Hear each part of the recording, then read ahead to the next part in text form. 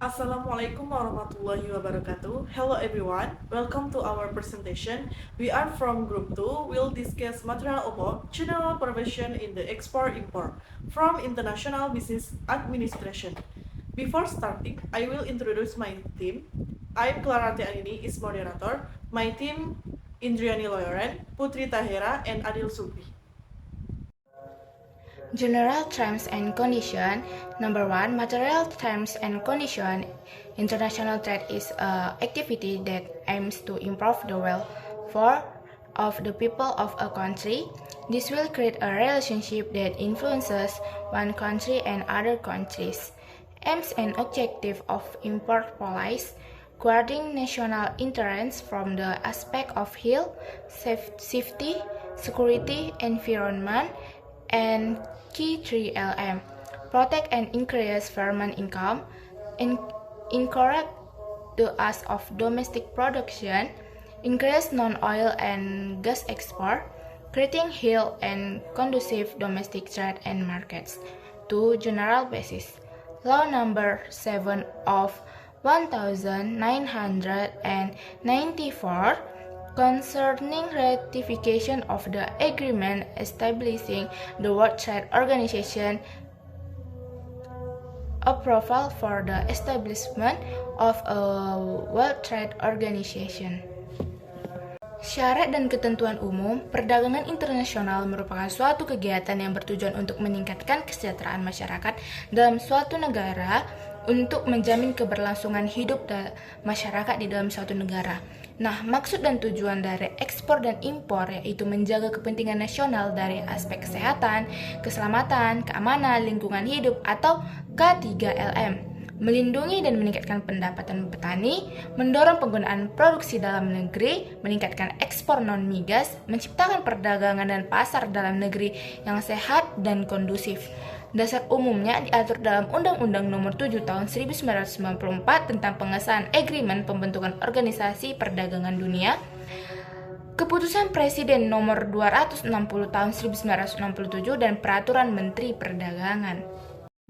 Export-import regulate goods. First, item regulate verification instrument for export-import good is ceramic, flat glass, and tires.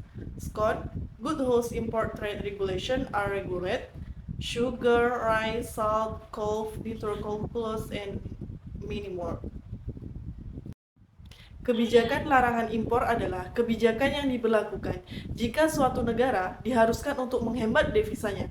Selain itu, barang-barang yang dianggap berbahaya juga akan dikenakan kebijakan larangan impor Pemerintah Perdagangan Nomor 18 Tahun 2021 tentang barang yang diekspor dan barang yang diimpor. Export-import prohibited goods. Number 1, shrimp. Number 2, new and used rags. Number 3, hazardous and toxic waste B3. Number 4, reja and scrap from plastic. Number 5, printing industry production. Number 6, pesticide ethyl bromide. Number 7, non-new used goods including used clothes. Number 8, halogenated, sulfonated, nitrated, or nitrosate derivatives of phenol or phenol alcohol containing halogens and their salt. Number 9, psychotropics. And number 10, narcotics. Number 11, chemical weapons material. Oke, jadi barang yang dilarang ekspor dan impornya yaitu yang pertama adalah udang, dan yang kedua yaitu kain lap baru ataupun bekas, dan yang ketiga limbah bahan berbahaya dan beracun. Yang keempat, reja dan scrap dari plastik.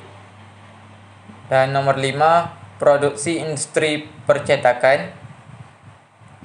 Nomor 6, etisida etil bromida. Nomor 7, barang bukan baru atau bekas, termasuk pakaian bekas. Dan nomor 8, turunan halogenasi, sulfonasi, nitrasi atau nitrosasi dari fenol ataupun fenol alkohol yang mengandung halogen dan garamnya. Nomor 9 yaitu psikotropika. Nomor 10, narkotika. Dan nomor 11, bahan senjata kimia atau senjata api. Ekspor Impor Goods Quality Control Policy atau kebijakan pengendalian mutu barang ekspor impor. Policy bases the goods quality control. Policy is designed to protect consumer, business actor, and the state from matters relating to aspects of security, health, safety, preservation, the environment, and national morale to create healthy business competition. This policy is based on Law Number 8 of 1999 concerning protection consumer government regulation Number 58 of 2001 concerning guidance and supervision of the implementation of consumer protection. This is carried out by the central government, in this case, the Minister of Trade and Industry. Kebijakan dasar, kebijakan pengendalian mutu barang dirancang untuk melindungi konsumen, pelaku usaha, dan negara dari hal-hal yang berkaitan dengan aspek keamanan, kesehatan, keselamatan, kelestarian lingkungan hidup, dan moralitas nasional. Untuk menciptakan persaingan usaha yang sehat, kebijakan ini didasarkan pada Undang-Undang Nomor 8 Tahun 1999 tentang Perlindungan Konsumen, Peraturan Pemerintah Nomor 58 Tahun 2001 tentang Pembinaan dan Pengawasan Penyelenggaraan Perlindungan Konsumen. Hal ini dilakukan oleh pemerintah pusat, dalam hal ini Menteri Perdagangan dan Perindustrian. States of the document and export-import goods handling. The first is LC opening application form in case of import with LC. 2. LC change form if required. 3. Notification of import of goods or PIB or PIBT in the case of certain goods. 4. Is SBC form for payment of import duties and excise. 5. SSP form for payment of other import levels. For example, if IT, PPH Article 22, and PPNBM. And the last is plan to import goods or RIB. In the case of importing goods worth USD 5,000 and not using LC. Tahap penanganan dokumen ekspor-impor penanganan barang. Yang pertama, formulir permohonan pembukaan LC dalam hal impor menggunakan LC. Yang kedua, formulir perubahan LC jika diperlukan. Yang ketiga, pemberitahuan impor barang atau PIB atau PIBT dalam hal barang tertentu. Yang keempat, formulir SSBC untuk pembayaran biaya masuk dan cukai.